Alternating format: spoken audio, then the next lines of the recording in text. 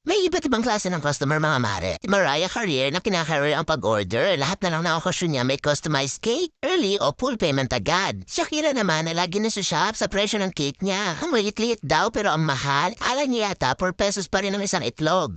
At si Jennifer Lopez na gusto laging may pa-free. Si Miley Cyrus naman na hindi mo pwedeng baguhin yung expectation versus reality nila. Kailangan talaga masunod ang gusto nila dahil pag hindi, sisikat ka talaga mare. At si Lady Ugaga na hindi ka magkanda Ugaga sa paggawa ng rush order niya. Sobrang late notice na nga pero gusto lagi pang ina-update. Ariana Grande naman na gusto ng mga tall cakes. Feeling magbayad ang peg basta bongga yung order nila. Andyan din naman si Taylor Swift na laging nagtatag, laging nagpo-post at nagko-comment kay Baker. Madalas mag-compliment at magbigay ng magagandang feedback. At si Christina Cancelera na bigla-bigla na lang magka-cancel ng order niya. Di siya may emergency, nag-away silang mag-asawa o kaya may nag-sponsor daw. Pakakaloka, di ba?